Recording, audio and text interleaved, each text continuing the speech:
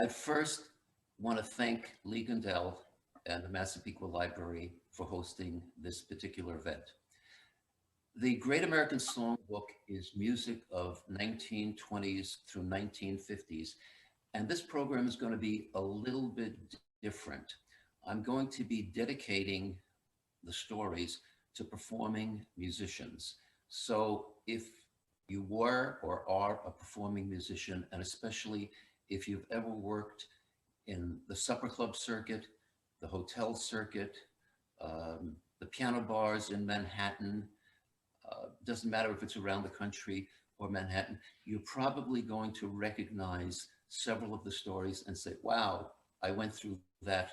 For those of you who've never done this for a living, some of the stories you might say, oh, that can't possibly be true, but it is. And in many of the cases, my wife was with me.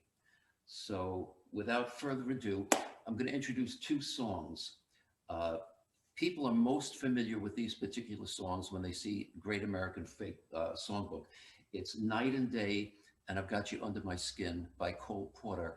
And Cole Porter was very unique in that he wrote both the words and the music, and both these songs became synonymous with Frank Sinatra.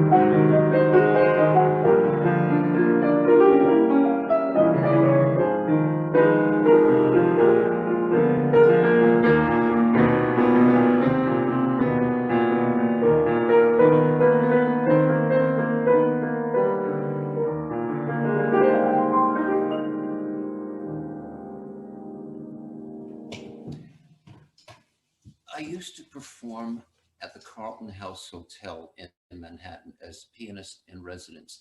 This is Madison and 61st Street, and I was there nightly for many, many months. The Carlton House Hotel was owned by Harry Helmsley of Leona Helmsley fame, that he was her husband. He was probably one of the richest men in the world. And at the time, he owned the Empire State Building. I mean, if you can imagine owning the Empire State Building. And on opening night, Harry Helmsley came in for dinner, and the maitre d' came up to me and said that Mr. Helmsley is here on opening night, and he has a list of 15 favorite songs that he would like to hear. And I figured, gee, that's great. So I played his particular songs. The Carlton House Hotel, as a very exclusive in-residence hotel, had clientele like the Onassis family, the Kennedys.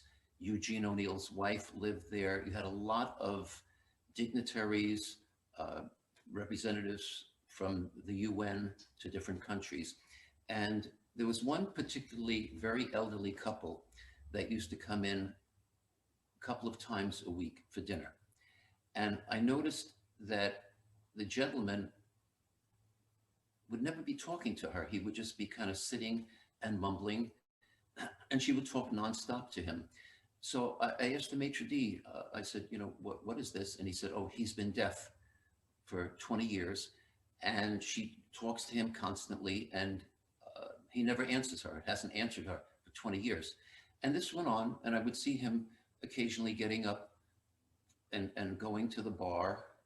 It looked like to the bar, and then he would go back down. And one night I happened to be sitting in the bar on a break, and I noticed him coming up, and as soon as he got out of view, he rushed to the bar and said, give me a double martini, quick. And he would down it, and then he'd finish it, and then get to the end, and then hobble back. He was fine. For 20 years, he pretended that he was deaf. And I used to see this all the time. There was another woman who lived there, who came in once a week, and she hated music. Didn't matter what kind of music, she hated music. So I would get a huge gratuity to not play while she was having dinner. Kumana was written by Barclay Allen in 1947. I think you can enjoy this.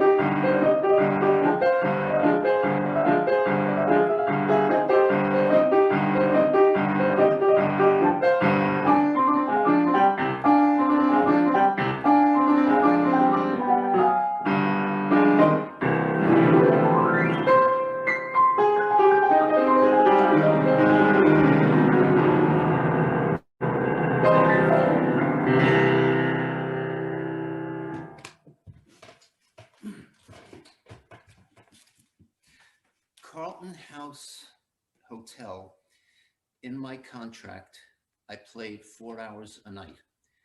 And I would play for 2.5 hours, and it was in contract that I had to have dinner every night. So after 2.5 hours, I was given a seat in the dining room, had a full dinner, and went back and performed for an hour and a half. On Thanksgiving, the place was so jammed that the only place that I could be seated was right in the middle of the dining room. I usually asked for a table someplace in the corner out of the way. So I'm sitting in the middle of the dining room, a table for one, and the Kennedy family is here. Everybody is all super dressed up, and everything that I'm performing in is in full tuxedo. And the waiter comes over, and I'm just slightly intimidated in being in the midst of all of this, and suggests that I have oysters on the half shell as an appetizer. I've never had oysters on the half shell before, so I had no idea what to expect. And the waiter brings this plate over, and I take it off, and I look down, and it's raw oysters. And I figure, I'm never going to be able to do this.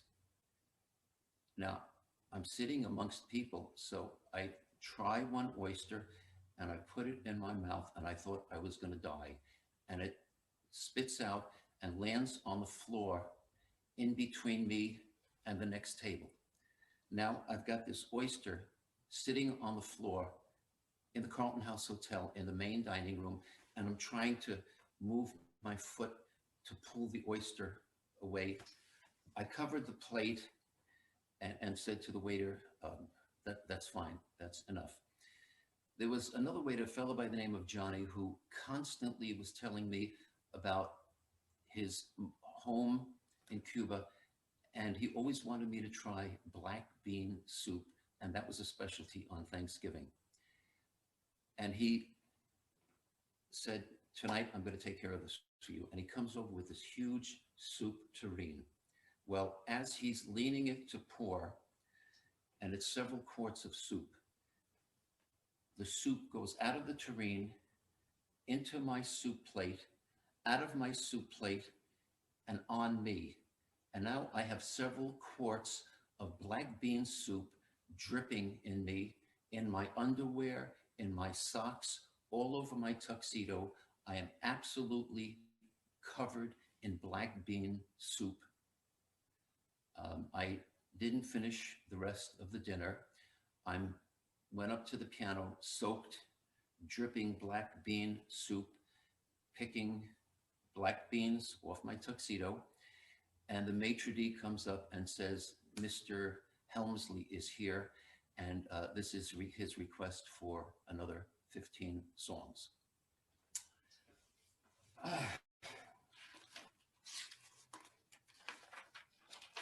In the 1920s, you had a lot of songs that came along that became used to sing-alongs. And a lot of you are going to remember these. It Had to Be You, I'm in the Mood for Love, Once in a While, Penthouse Serenade, Ain't She Sweet, 5'2". So anybody who's ever played the piano bars, you've had requests for them. Or if you've done parties that they've wanted to have sing-alongs, they've had these. So I hope this brings back a couple of memories for you.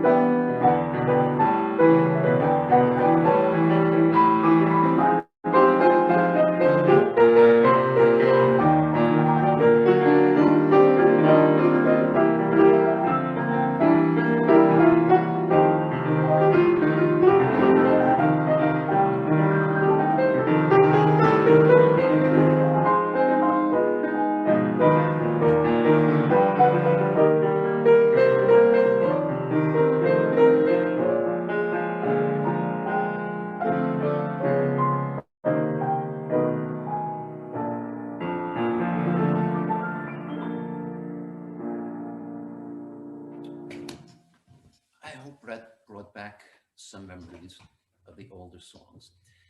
I'm at the Carlton House Hotel, and I'm performing there 5 nights a week for about 10 months now. And we are the week before Christmas.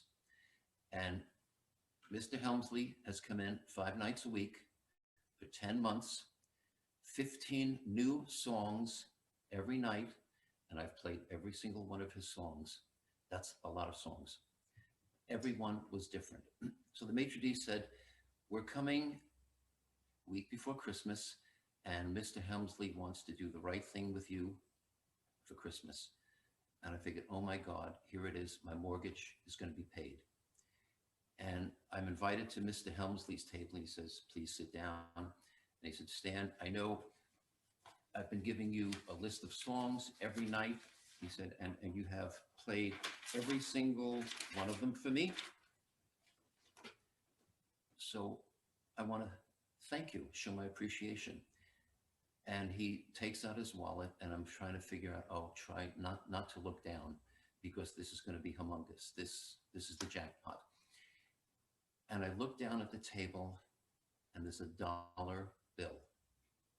This is Harry Helmsley, the richest man in the world at the time, gave me a dollar bill as a Christmas gratuity.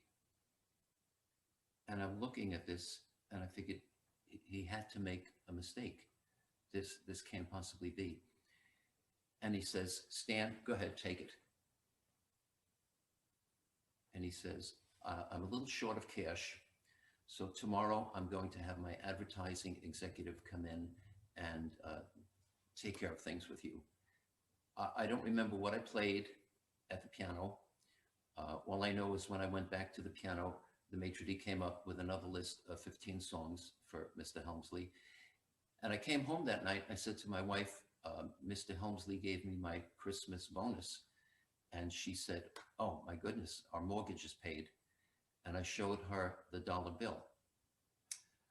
The next night I went in, and maitre d' said, the advertising executive for Mr. Helmsley is here, and he would like to see you. So I take a break, and I go into the lounge, and he has this envelope that's thicker. And he said, Mr. Helmsley is so sorry, he was a little short of cash last night, but he has something for you to make up for it. And I figured, okay, this is it. And he says, open up the envelope. I want to see the look on your face when you see what you're getting. And I open it, and it's 2 tickets to the observation deck of the Empire State Building, which Mr. Helmsley owns. And the executive says, the only thing, Stan, they expire in 2 weeks. So you have to use these 2 tickets in the next 2 weeks. I still have the dollar bill at home, and I still have the 2 tickets to the Empire State Building at home. I don't know what more to say on that. One of the greatest operas of the 20th century was called Porgy and Bess. It's a great American songbook written by George Gershwin. And Porgy and Bess was very poorly received and didn't become popular until after George Gershwin died. It was revived and performed by the Houston Opera in 1976, and then a very brief performance on Broadway from March 10, 1953, and then it closed on November 28th of 1953. I was very fortunate to get a ticket to see it at the time. And this is my arrangement. I call it the Summertime Suite from Porgy and Bess.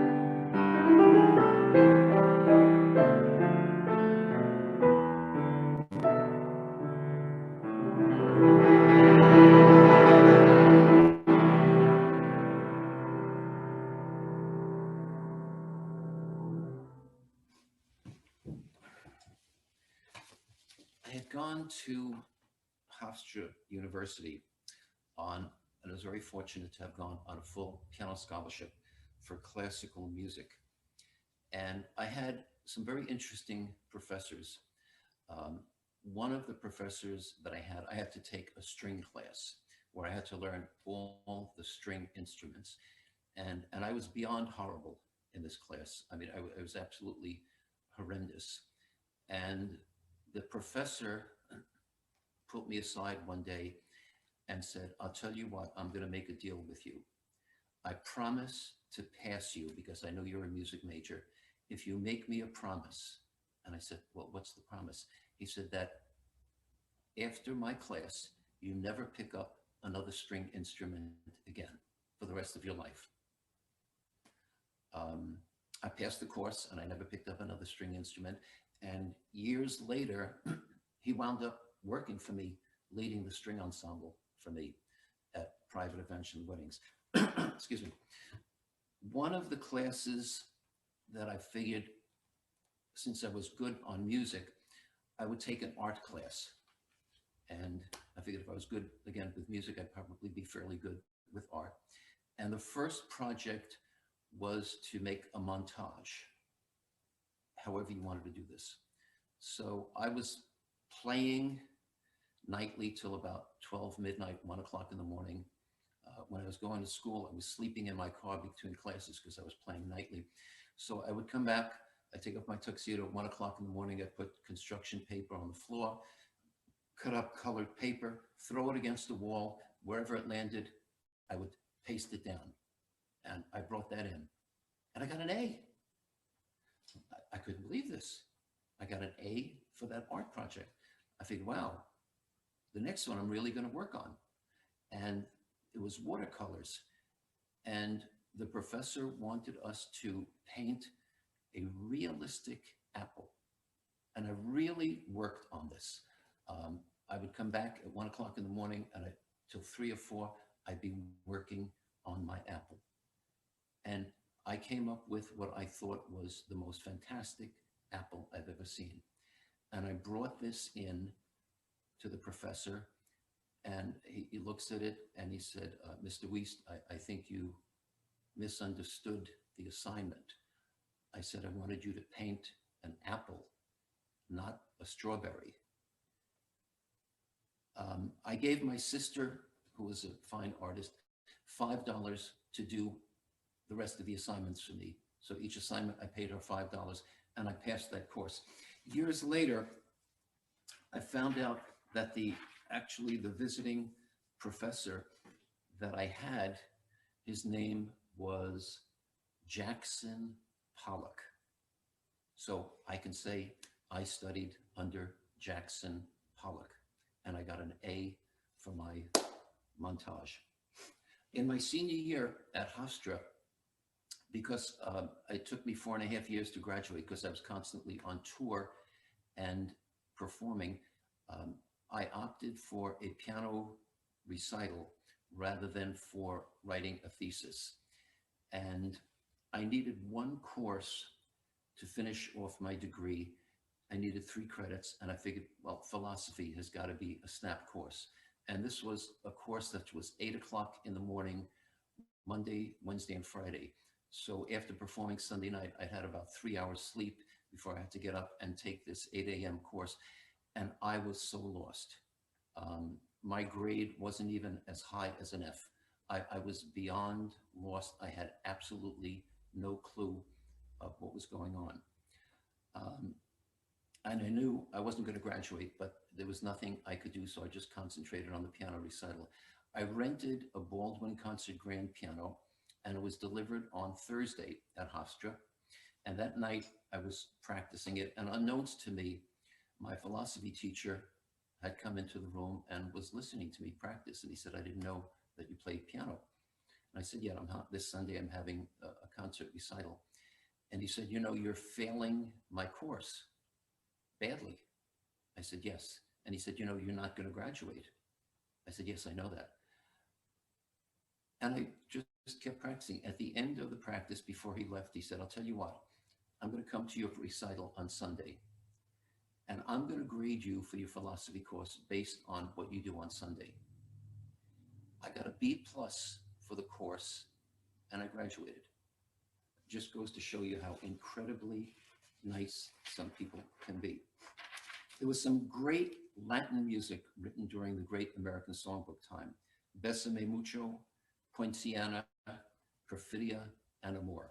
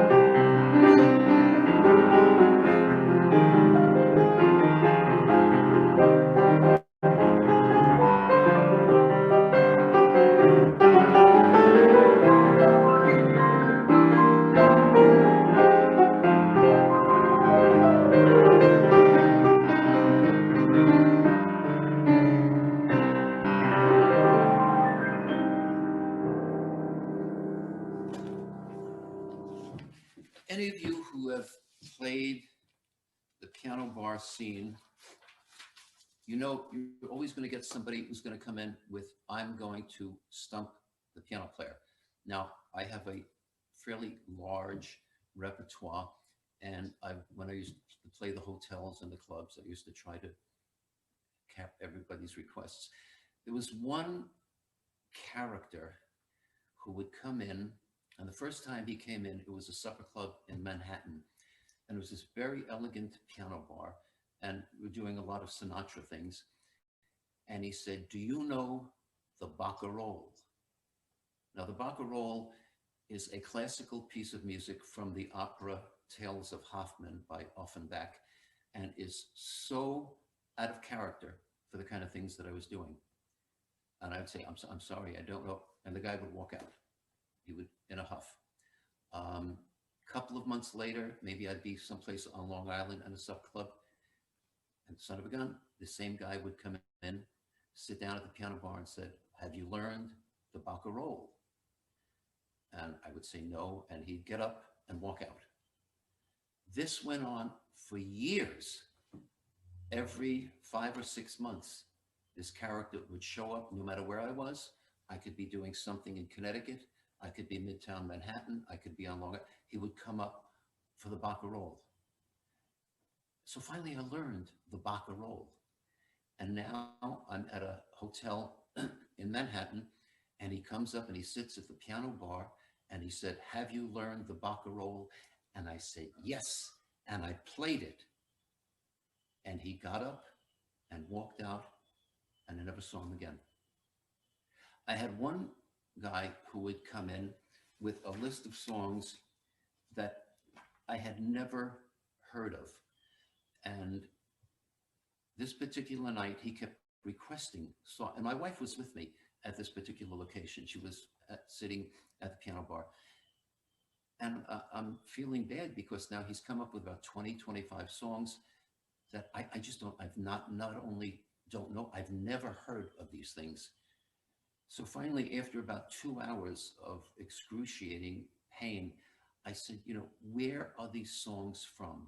And honest to God, he says at that, and my wife was a witness to this, he said they are from the Yugoslavian hit parade in Yugoslavia. And that's my translation of the name of the songs. So if you've ever been, again, in the piano bar circuit, you've known that.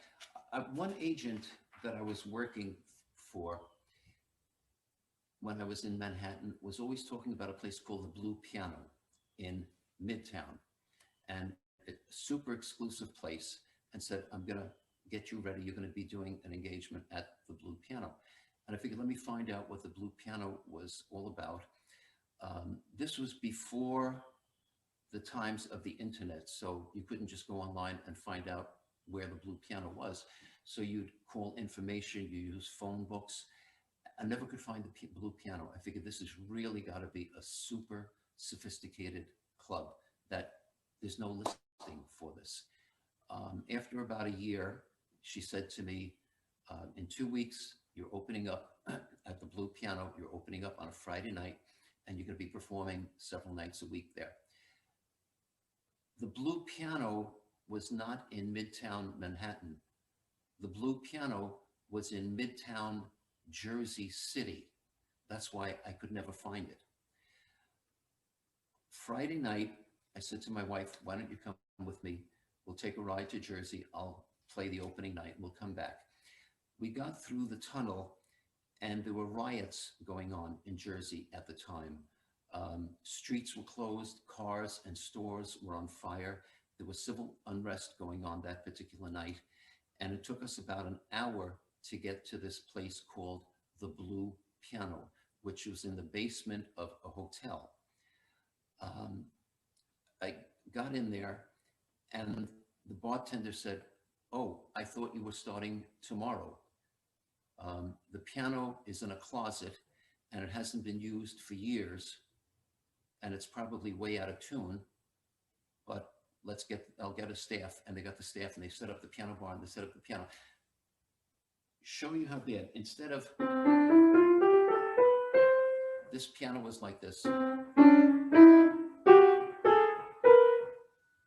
that's how bad it was. It was beyond horrendous. I said to the bartender, could you please call the piano tuner and ask him to come in and take care of this? About an hour later, and there was nobody in the place. It was rioting in the streets, so nobody came into the lounge. About an hour later, somebody comes in, sits at the piano, is going. I figured, oh, thank God, the piano tuner was here. It was a homeless person who came in off the street and just was fiddling at the piano. Nobody ever showed up that night. It took me 2 hours to try to get back to the tunnel, to get back from Jersey, what should have been a 10-minute ride because all the streets were closed. And I never went back again. Begin to Begin is a great song by Cole Porter. Cole Porter was on a cruise ship and between Fiji and Indonesia, and he was bored. So in the afternoon, he wrote the music, and at night he wrote the lyrics. And this is how it goes.